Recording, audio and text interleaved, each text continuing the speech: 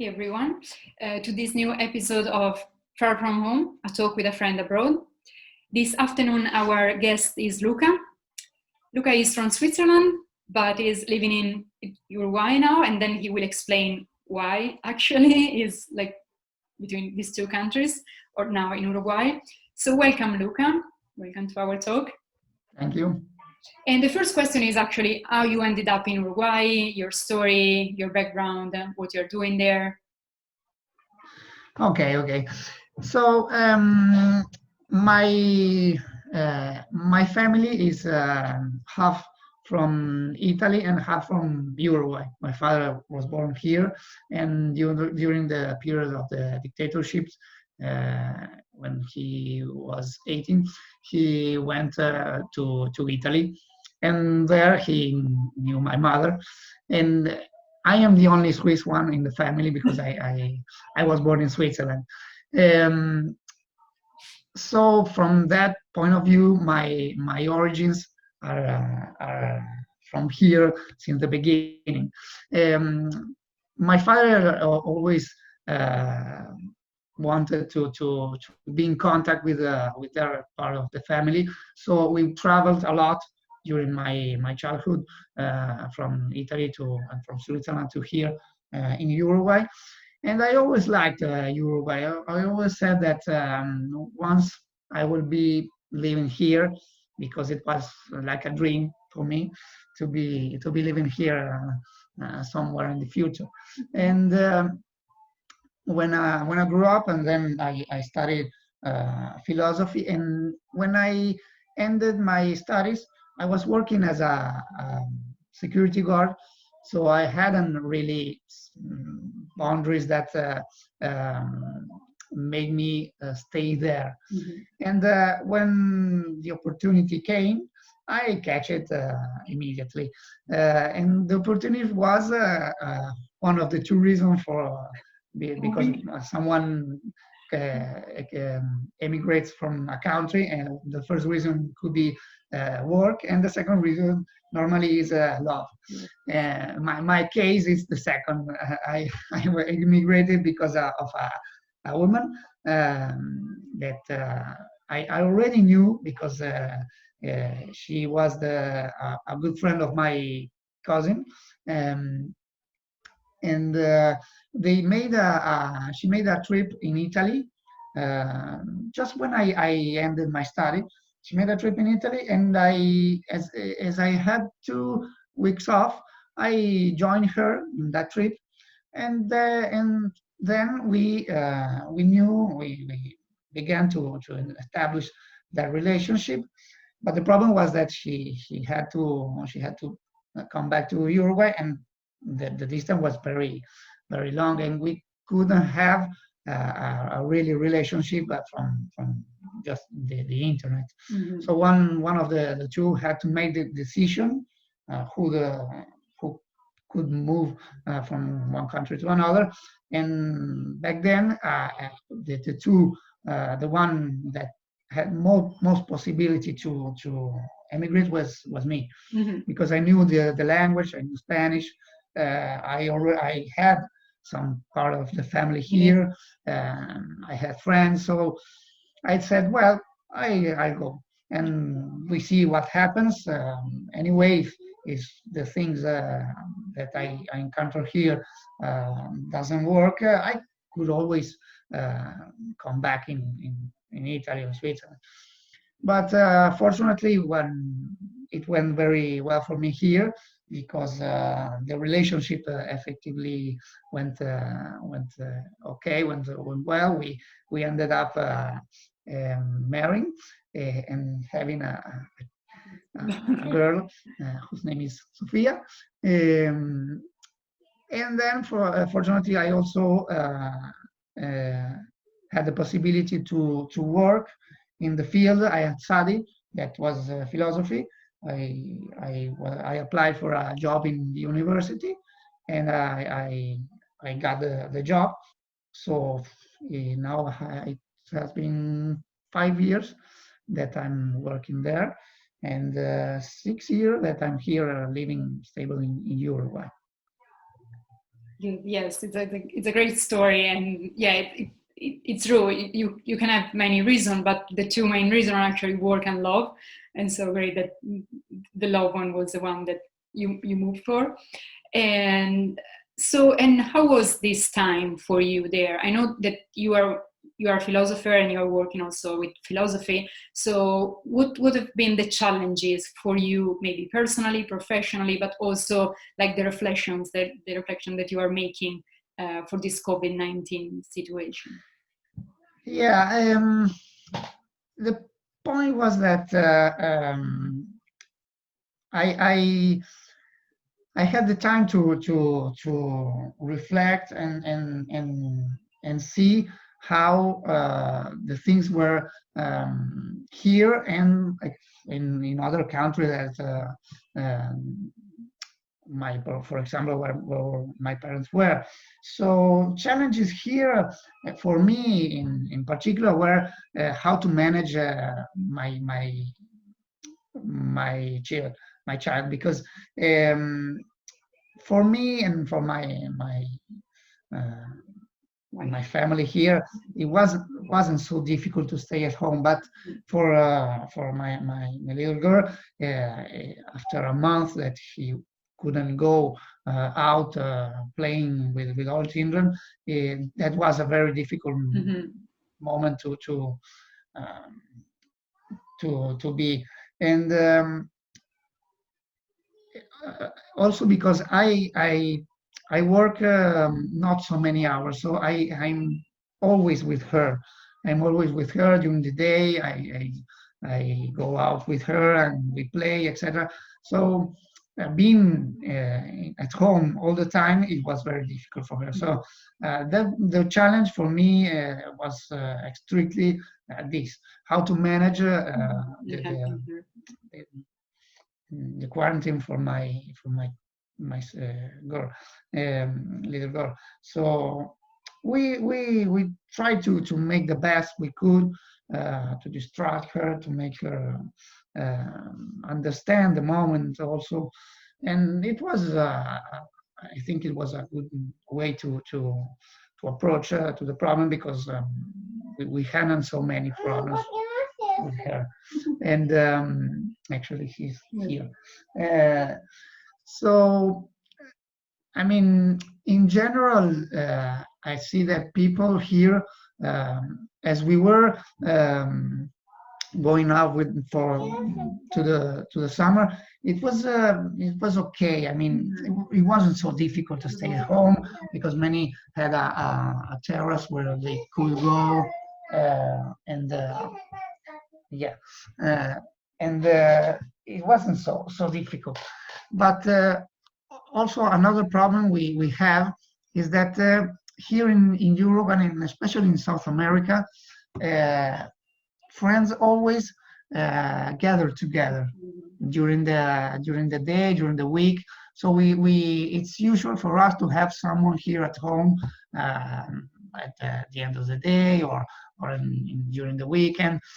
And one of the difficult things for the period was not to have them here. Not also the family, but friends that live around us. We don't have to travel a lot to see our friends. So it was very usual to have them here. And from one day to another, not having nobody here, it was a bit difficult, yes. I know that also, like philosophically, you don't like to call it social distancing, but you prefer to call it physical distance. Yes, because it's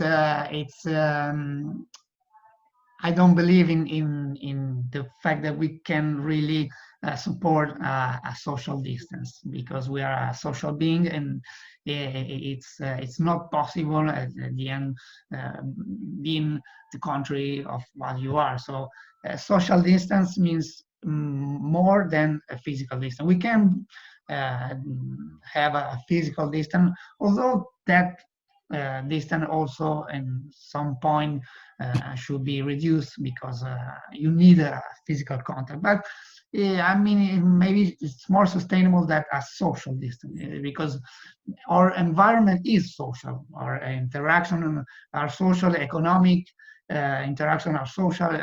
I mean, you cannot think as an economic environment without a social environment. So it's like a bit contradictory that we name that social distance when we what we really are doing is only a physical distance. Mm-hmm. How was for you at the beginning? Because you are half Italian, half from Uruguay, but living in Switzerland. So you were more Italian, you were more Uruguay, you were more Swiss. When you moved, you realized you were Swiss more than, or no? Yeah, for me, fortunately, as I already been here in Uruguay since I was a child, it wasn't so difficult to gather the habits that many people here had. Also because the Uruguay is in most ways is similar to Italy, for example, and not so similar to Switzerland, but for to the part I was to the Italian part of Switzerland, yes, maybe a Swiss person who came from the German part, it could be really more difficult because they are more strict, and here it's more like an Italian way. Um, I try to uh, to take what it's good for me from what I was. I mean, from my Swiss part and from my Italian part, and also to try to adapt as possible as I can to the habits that Uruguayan people have. But for example,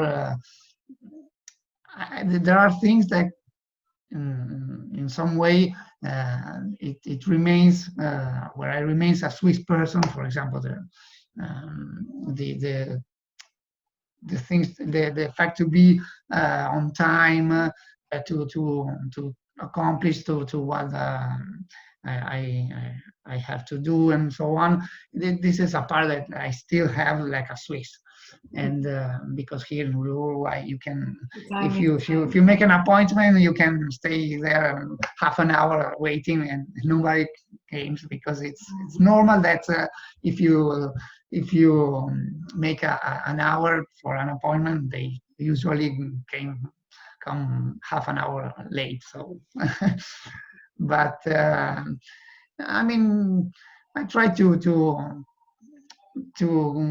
get the best things of each side.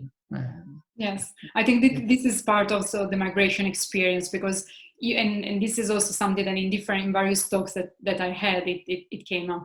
It's like you move, you understand better yourself, what are, let's say, your values, what you really like of your maybe culture or the cultures that you have live in, and then you, as you said, you try to adapt or adjust what you can, what you want, and then you create your new like self in the new country or the new culture. Yeah, exactly. The concept of create a new self is something I like. I mean, but it's not really new. It's always something that you gather from the various sides you have, and that the thing is catching what it always adapts the best way to what you need. Yes. And I think that I tried it, and I gather a good side of what I am. I know you just say you don't like new self. I know you also don't like the new normal, or this idea of No, the concept of new normal or normality, I don't like it. Because I think that everyone, apart from the fact that knowing what normality is or what normal is really just difficult. And so that talking about a new normality is more difficult. And I mean, if you see what all everyone wants at the end, it's going back to what they did earlier, before the COVID. And the fact that effectively maybe we can rationally think about certain things like health or economic in a different way, it's possible. But the reflection of that in the reality, it's more difficult. I mean, I think that the only thing we want to be, the only thing we want to do is come back to what we did. Mm-hmm. And but from and maybe be more careful about certain things like washing hands or something like that. But I don't know if really this pandemic situation will mark a break in history. I mean, Mm-hmm. I don't know. Yes, yes, probably this would be time, but at the same time, it would be also painful. It is already kind of painful. Even Yeah, when we think about that, maybe we will need to like give up on something that we are so used to, but something will change for sure. Like also, I don't know if you had anything planned to like go back to Switzerland or go to visit, but like all this plan it has kind of changed for. yeah, yes. In fact, we had a trip to Spain planned, and we couldn't do it because of this situation. Um, I mean, yeah.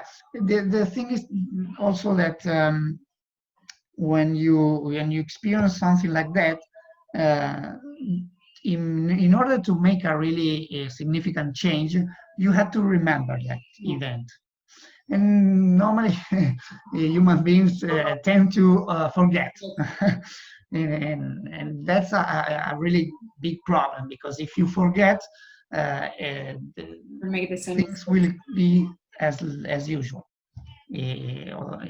But if you don't forget, then you can change things, because you still have present the things that happen really present. And so that's a concept, the concept that really makes the difference is not to forget. Yes. I think this is extremely important also for like our last question, that is about the resources, because also the idea of, I call my company Global Mindset Development, because I think that also the idea is to, when you move abroad, you build your global mindset. So a mindset that is open to the world, and also that have built skills and competencies to cope with the cultural diversity out there, and take, or let's say the adjustment or the adaptation to it. And I think that you can do this if you remember all your where you're coming from and your experiences, and then you make the best out of it. And so you have this like global mindset that then can help you to move to the future to, I would say, any other country, because you already have something in your memory and in your mindset that will help you. Yes, I agree with you. In fact, I think it's a need. It's a need that you, when you establish a global mindset, to remember that, because otherwise it's like an incomplete mindset if you don't remind all the things culturally or wherever that you came from. And also you need to expand your mind to other cultures that maybe are not the one where you live now. That's always I suggest to my student to travel. For example, travel is one of the main things that can help you make that build that mindset. I mean, because you see things that you thought they were as you thought, and some other cultures make you think that things that were not always like you thought. So it's really important to open your mind and to really go include yourself in other situations and other cultures, because the fact that you can experience that global mindset makes also your global mindset Exactly. constructs. Exactly. Yeah, that's totally the point. And what are the resources that maybe you have like discovered about yourself, or you have found, or you are using now? Patience. Mm-hmm. Yeah, patience is really, really the main resource I found in from this situation, in particular the COVID. Um, I didn't thought about me as a patient person, but fortunately I couldn't understand that I have this resource and I need it now, and then it could be useful for the future, because it's something that gives you the time to reflect on upon things. Um, but I know that I'm not patient, for example, to make a queue in a supermarket. No, I cannot do that. If there are many people, I go. I don't eat.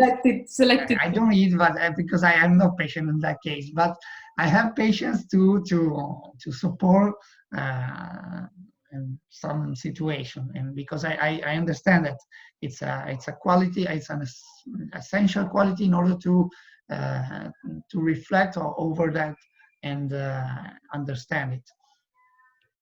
Because in a situation like this, if you don't understand something, I don't talk about understanding the virus. I mean, Yes, understanding what implies of the situation is really more difficult for you to get along with. yes, yes, yes, it's totally true.